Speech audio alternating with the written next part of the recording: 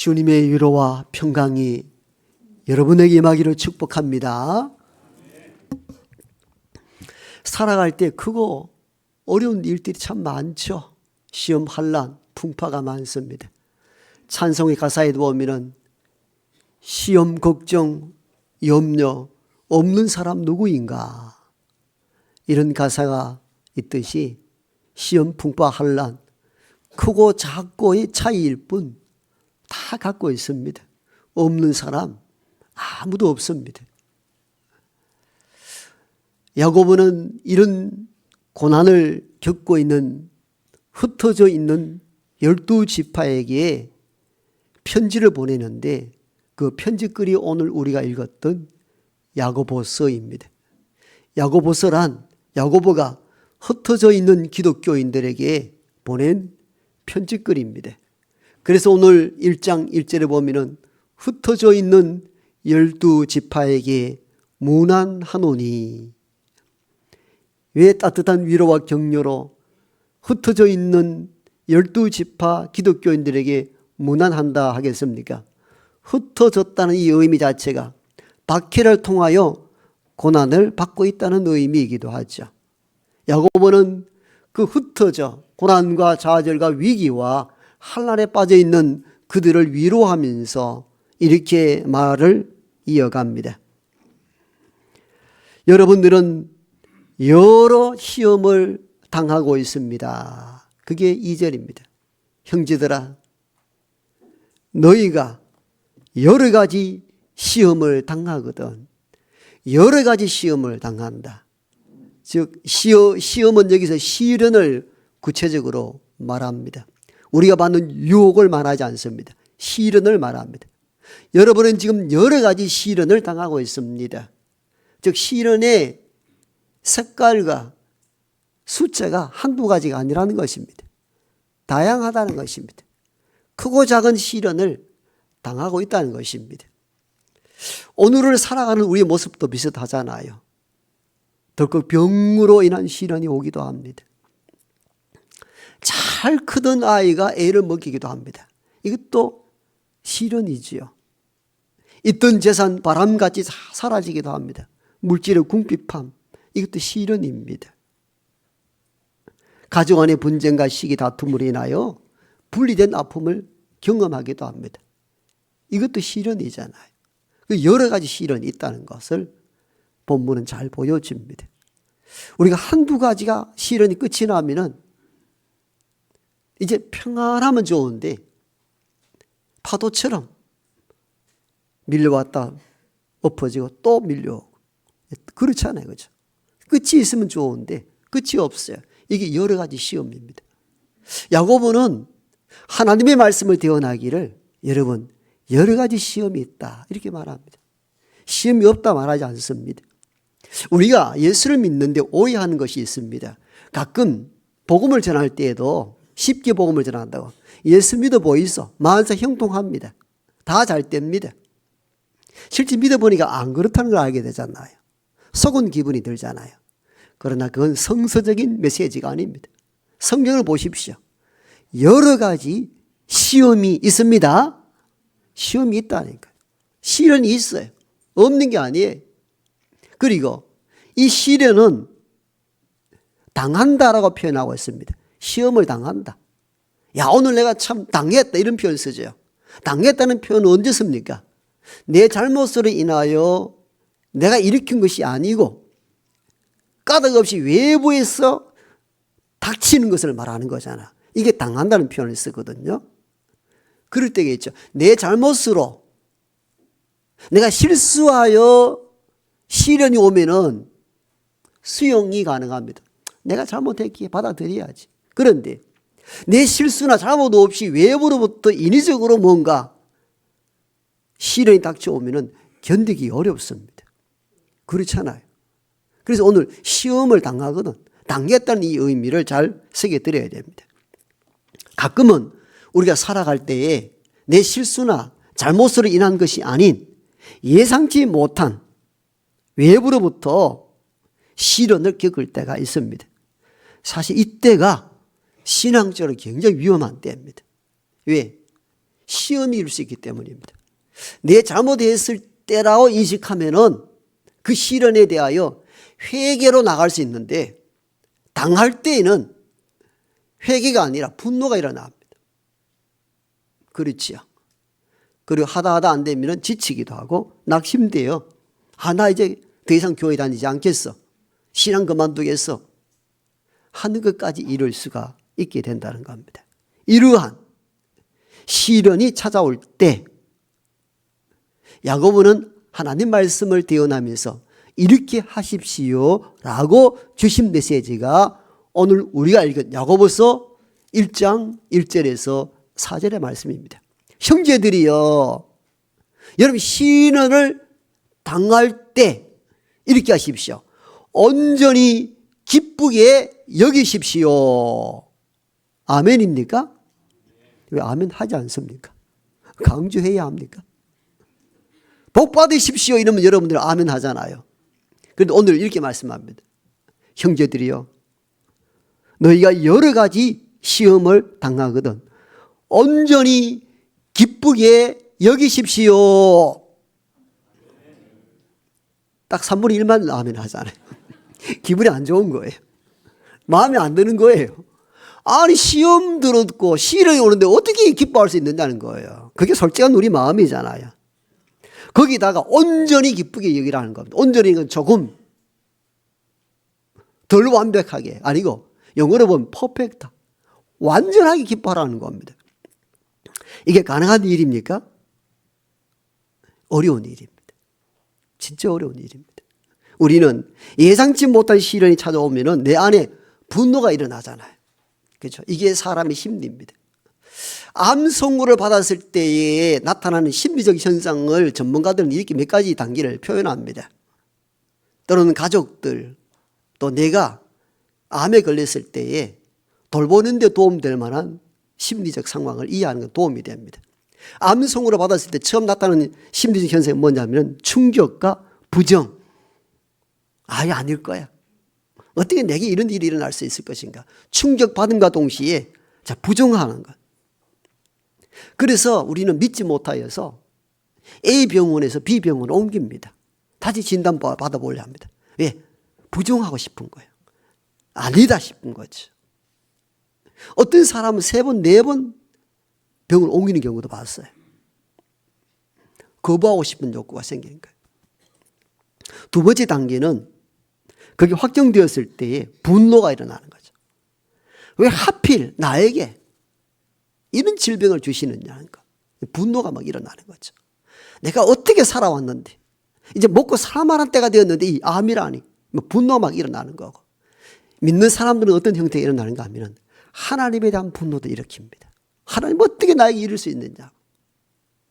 자, 처음에는 충격과 부정, 두 번째 단계는 분노.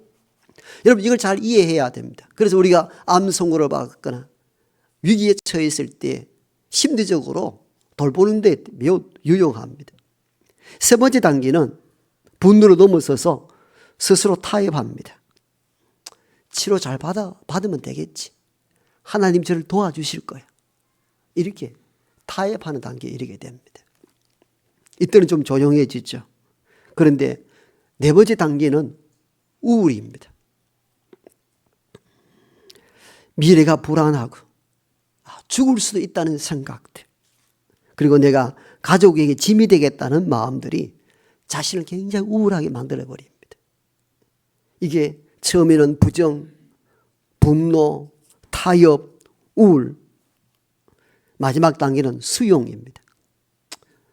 현실을 인정하고 받아들이게 되는 과정을 겪게 됩니다. 이 과정을 통하여서 시련을 수용하는 단계에 이른데 이 과정이 굉장히 복잡해지잖아요. 그런데 우리는 이런 심리적인 많은 느낌을 갖고 살아가는데 야고보는 이렇게 말합니다. 그 시련이 올 때에 온전히 기쁘게 여기라는 겁니다. 이게 어렵습니다. 우리가 얼마나 많이 분노하고 시련이 올 때 얼마나 많이 불안해하고 얼마나 많이 우울해지는데 갑자기 기뻐하라니. 여러분 이게 가능한 일들입니까? 그런데 이렇게 생각해 보세요. 그럼 시련이 다가올 때, 시련을 당할 때 그 나마다 우울하고 분노하기를 원하십니까? 그건 아니잖아요. 그건 인생을 망치는 것이거든요. 그럼 어떻게 사는 게 좋겠느냐는 거예요. 결국은 답은 정해져 있습니다. 야고보가 전한 하나님의 말씀, 시련이 올 때 기뻐하는 겁니다. 그런데 여기서 기뻐하라는 이 의미는 안 기쁜데 기쁘게 사는 척하는 감정을 조장하라는 뜻으로 하신 말씀이 아닙니다. 우리는 이 말씀을 굉장히 오해할 때가 많습니다. 그래서 이 말씀이 좋은 말씀인 줄 알지만도 내 마음에 들지 않는 이유가 어디 있는 줄 아세요? 감정을 조장해야 된다고 보기 때문이에요. 하나님의 말씀이라서 내가 거부는 못하고 아멘은 하긴 했는데 말씀을 듣고 돌아가는 저와 여러분들이 이 마음속에 기쁨이 없어요. 왜? 감정을 조장하여서 슬프고 분노하고 아픈데 자꾸 교회 가니까 성경 말씀이라면서 기뻐하라는 거예요. 내 안에는 기쁨이 없는데 억지로 조장해서 기뻐하라니까 이게 힘드는 거예요. 우리 이럴 때 있죠. 이 속에는 막 불이 막 일어나는데 전체 분위기상 웃을 수밖에 없어서 화가 난 상태에서 웃는 그런 웃음들 있잖아요. 웃음도 아니고 울음도 아닌 그걸 우리가 경험하는 거죠. 사실은 감정을 조작하는 겁니다. 그런데 여기서 말씀하는 것은 야고보가 감정을 조작하라고 분노가 일어나고 슬픈데 기뻐하라는 것인가? 야고보가 말한 시련이 다가올 때 기뻐하라는 이 의미는 시련을 재해석해 보라는 것입니다. 시련을 다른 각도에서 보라는 것입니다. 분노를 표출하고 낙심하는 관점에서 시련을 보는 것이 아니라 이 시련을 하나님의 눈길에서 해석해 보라는 것입니다. 뭔가 새로운 돌파구가 있을 것이고 뭔가 하나님의 뜻이 있을 거라는 관점에서 한번 보라는 것입니다. 그렇게 보면은 새로운 세계가 열릴 것이며 그 일들을 통하여 기쁨이 넘쳐나게 되리라는 것입니다. 즉 감정을 조장하여서 기쁘지도 않는데 억지로 기뻐하는 척 말씀 때문에 따를 수밖에 없는 조장된 기쁨이 아니라 시련을 새로운 틀로 재해석해 보라는 것입니다. 그걸 보면은 새 것이 보일 것이고 그 새로움이 너를 기쁘게 할 것이라는 것입니다. 쉬운 예를 들어봅시다. 동해 바닷가에 작은 어촌마을이 있었는데 작은 배로 늘 고기잡이를 했습니다. 그런데 어느 날 원자력 발전소를 세운다고 큰 해양 구조물, 구축물을 세웠습니다. 원전 시설을 보호하기 위하여. 그러다 보니까 바다의 조류가 바뀌어버렸습니다. 어촌마을이 갑자기 해양 구조물이 생김으로 말미암아 조류가 바뀌어서 날마다 파도가 얼마나 치는지 작은 배로서는 출항이 불안해서 출항할 수가 없습니다. 조업이 중단되었습니다. 생계를 이어가던 어부가 나라에 대해 원망과 불평을 일삼고 낙심하기 시작하고 날마다 술로 세월을 보냅니다. 먹고 살 것이 없다고. 여러분 그렇잖아요. 어촌 마을에 배가 출항하지 아니하고 물고기 잡지 못하면 무슨 수로 살아갑니까? 날마다 술 먹고 인생을 한탄합니다. 저 원전이 들어오므로 어업이 망했다고. 그런데 한 어부는 이렇게 닥친 시련을 새로운 각도에서 해석합니다. 아, 파도가 날마다 너무 세서 작은 배가 출입하기 힘드는데 내가 뭘 어떻게 할까 생각하다가 윈드 서핑을 생각합니다. 아, 윈드 서핑을 하면은 우리 동네는 날마다 파도가 있기 때문에 사람들이 몰려올 거야. 그래서 이 어부는 윈드 서핑을 배우기 시작합니다. 그리고는 자격증을 따서는 마을에 윈드 서핑 주말 체험학교를 엽니다. 레저 스포츠가 활발한 시대에 큰 도시에서 전문의들이 때로 몰려오기 시작합니다.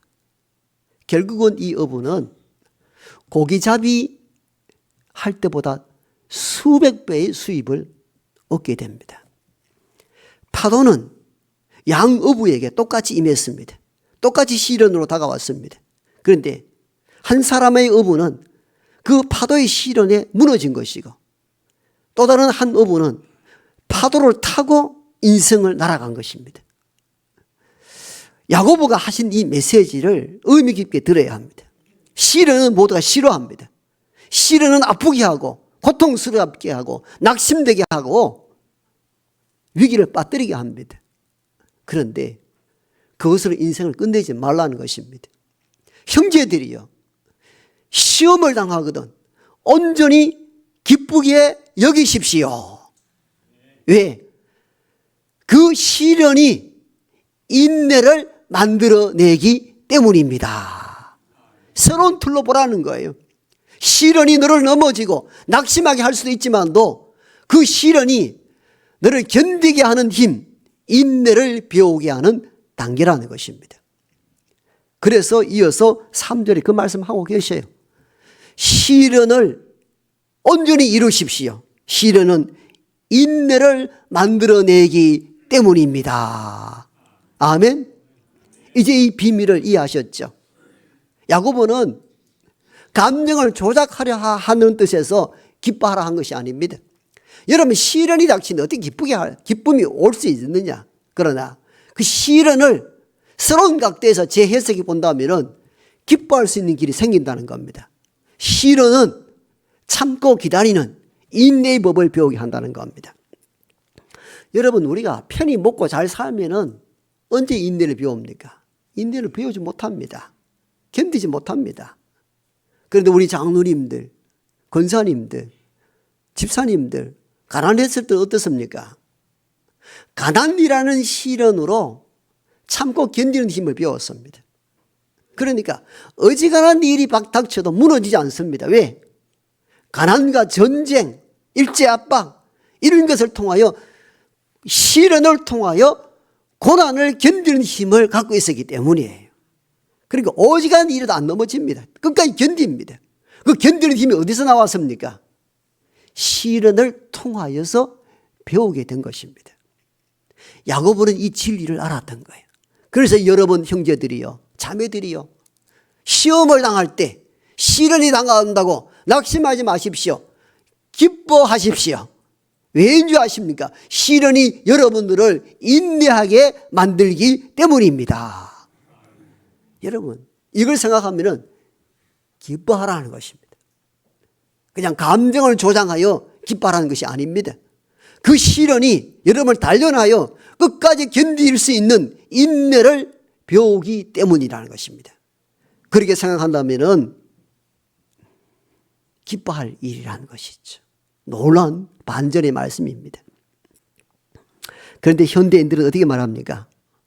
목사님요, 그 옛날 얘기 좀 그만하소.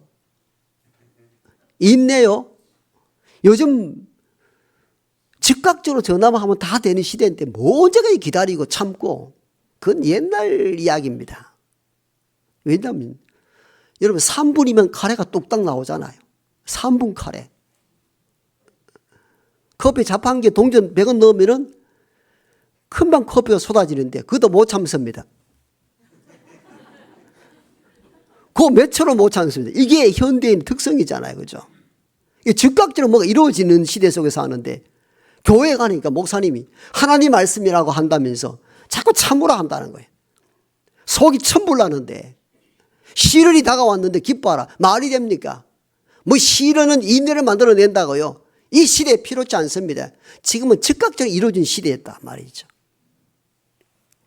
여러분, 그런데 이런 즉각적 시대에 참지 못한 법을 배운 사람들은 가공식품은 먹을 수 있지만도 참된 자연식품은 먹기 어려워요.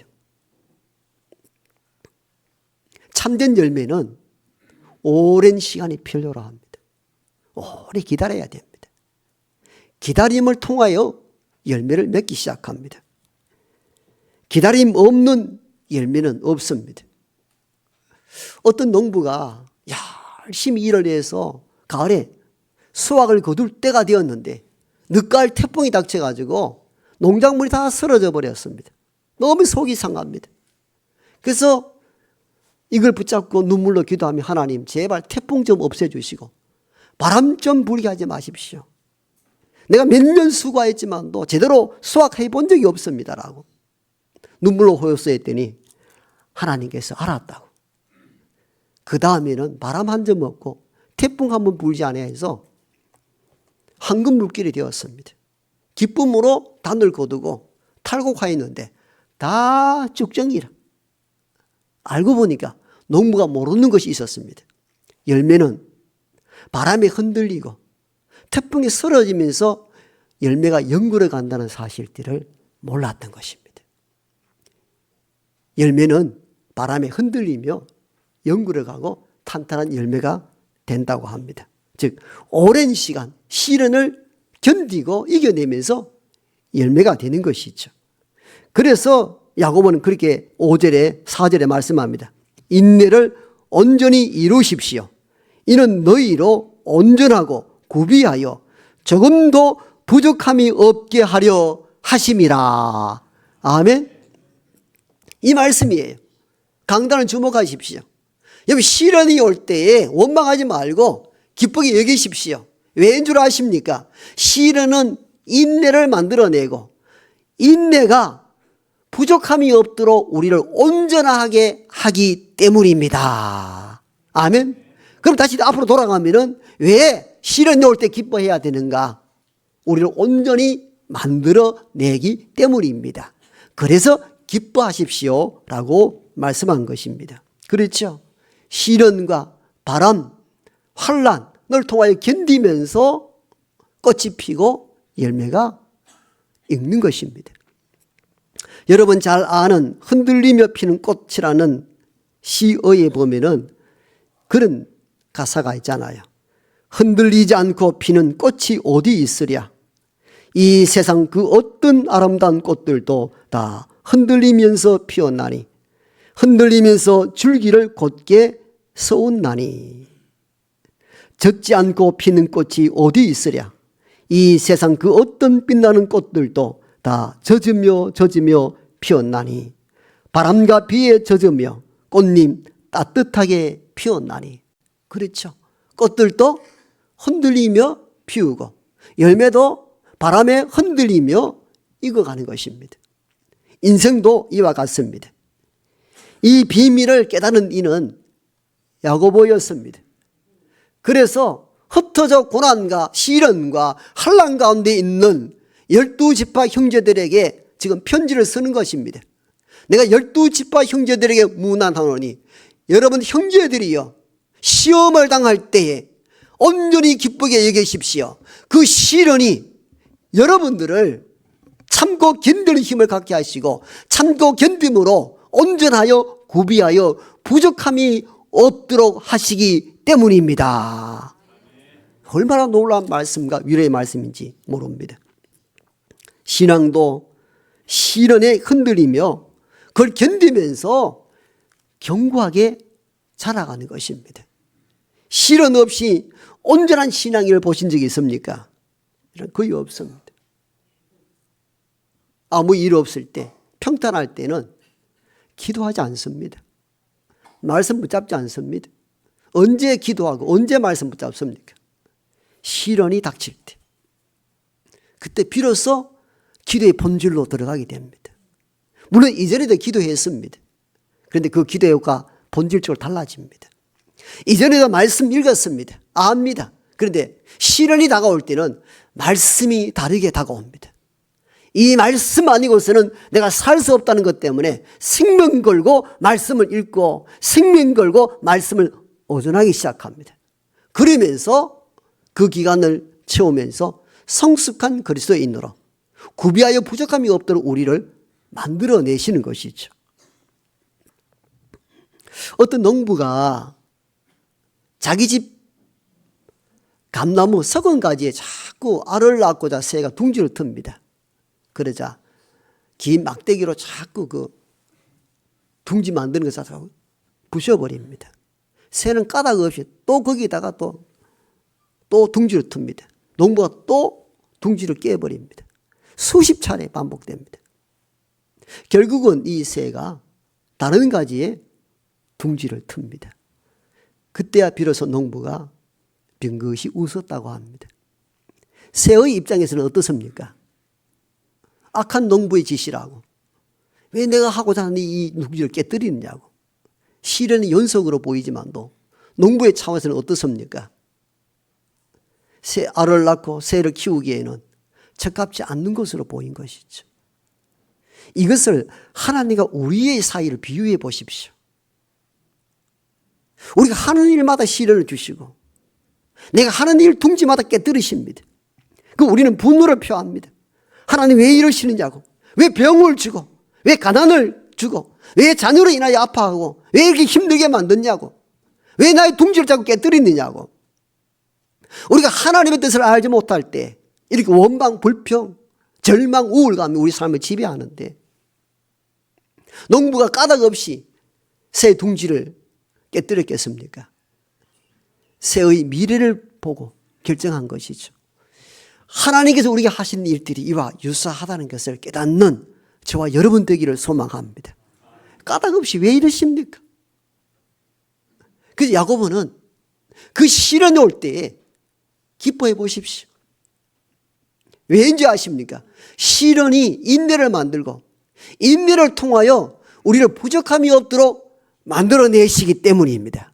그러므로 하나님 시련이 올 때에 우울감 속에 절망 속에 낙심하며 살지 말고 기쁘게 살아보십시오.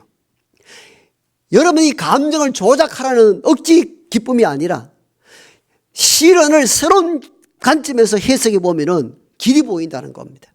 하나님의 뜻을 볼 수가 있다는 것입니다. 여러분 살아갈 때에 시험, 염려, 걱정 없는 사람이 있습니까? 다 있습니다. 오늘 본문에처럼 여러 가지 시험, 즉 다양한 시련들이 많습니다. 그 시험들은 일방적으로 당할 때가 있습니다. 내 잘못으로 인한 것은 수용이 가능한데 회개의 시간이 되는데 일방적으로 당한다 싶으면 견디기 어렵습니다. 분노가 침입니다.